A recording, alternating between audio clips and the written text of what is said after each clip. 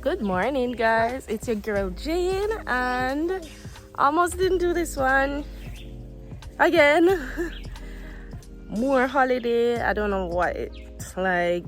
As soon as you get back into your groove of them back at school, more holiday pop up again. So my son is here with me. So if you hear him in the back and all of that, you know what it is. It's mom time. All right, so this week was about recovering a sense of strength, and I think this week was really important in terms of not getting down on yourself. I mean, all creatives go through burnout. It's part of the process, but the thing is, we feel like the burnout comes from constantly creating, constantly striving to be better, all of those things. But we like to kind of block out, well, at least let me speak for myself. You kind of block out the disappointments, the failures, in order to keep going. And this week was about not blocking it out, but accepting it and gaining strength from it.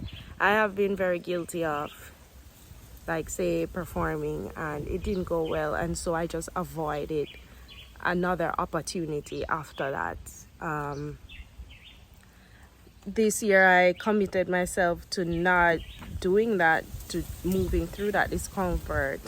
But apart from moving from that discomfort is recovering and healing and feeling the disappointment. I think that's something maybe I'm scared of, or a lot of creatives are scared of, that part of the vulnerability of being a creative.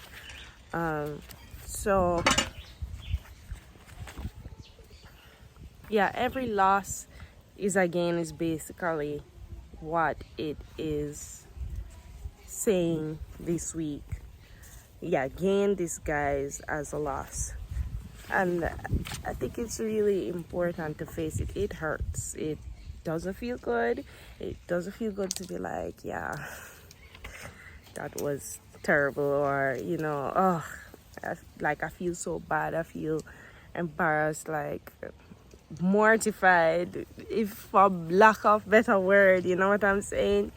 And not just disappointment from that, but disappointment from, and I'm just referring to music, like when you put out a song and it doesn't go the way you were trying to manifest it to go, or you're disappointed by the result. I think it's hard not to get focused on the results as a creative, because you put your entire heart and soul. It's natural to want it to be received with the same amount of love you put into it. So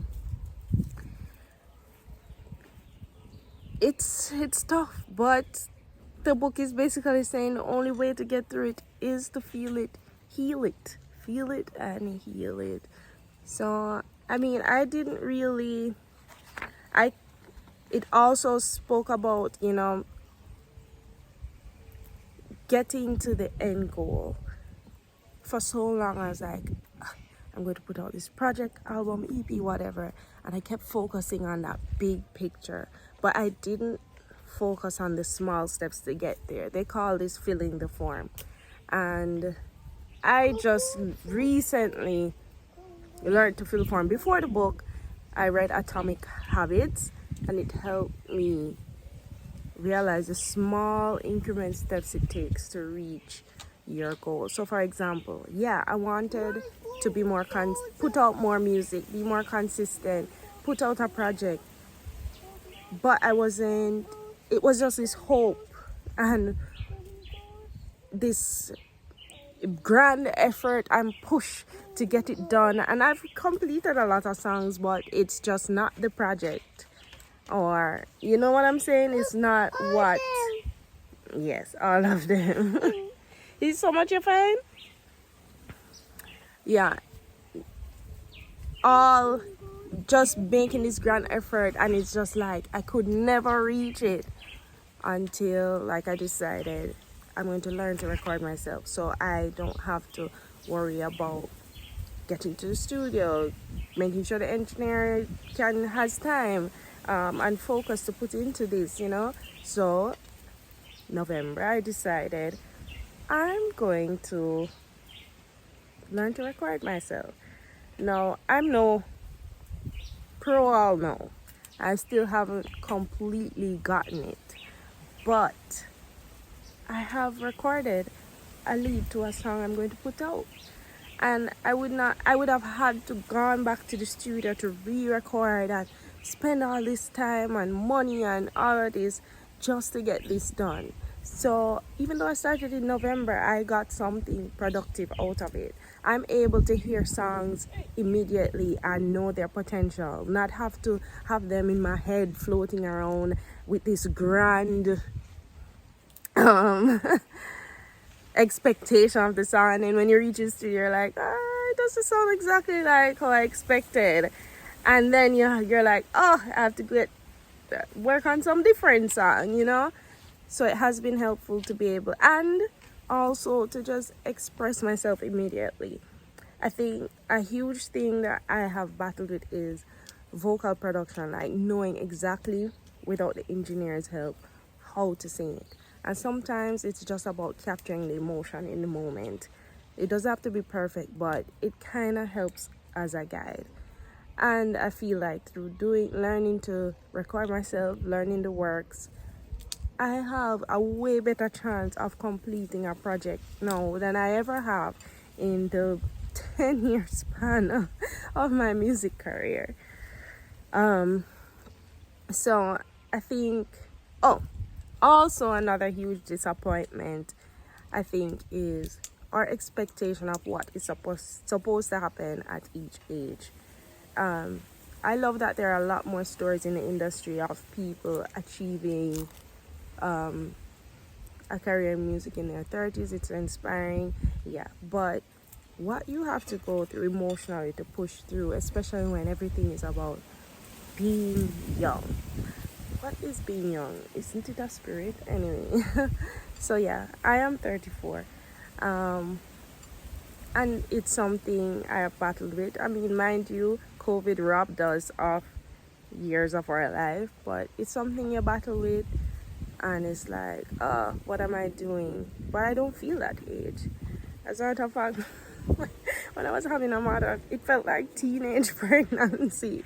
Like, I'm nowhere near figuring everything out, you know what I'm saying? I feel like I just started to get a handle, and that's okay. I actually prefer being in my 30s than in my 20s.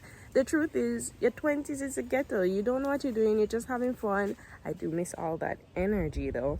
But that you can get back through working out. But now you have more finances, you're not really struggling as much, you know. You're more secure in yourself, you know, you have more knowledge, experience, and it feels like right now is my time to shine. But there's a battle of this societal view of ageism and music. I have to change chairs, okay? So, you know, and also I'm wondering if that battle is bothering me in terms of, you know, maybe I should rebrand, shift gears into songwriting, and I know I have to move. Grandma, come. Oh, yeah. So a lot to, and having that strength to push through despite your age and people saying things like, you know what I'm saying? It's tough, but I'm the best at my writing now. I'm the best vocally, and now is the time I feel like, oh, I should stop. It literally makes no sense, and you have to realize you don't know what your purpose is, you know. I think I have a very grand story, interesting story. And you don't know, at the end of the day, when you watch those documentaries on these successful people, it's never the happy parts that are interesting. It's always the struggle that they went through, and oh, they went through this and that. That inspires you. It's not the end goal. It's inspiring to see that they persevered till that point. But it's never the nice parts that are inspiring, where everything was going well. So I think there's a lot to get from this week. I didn't intend to do this because I thought I was going to spend 2 weeks on it, but I did end up doing all the exercises.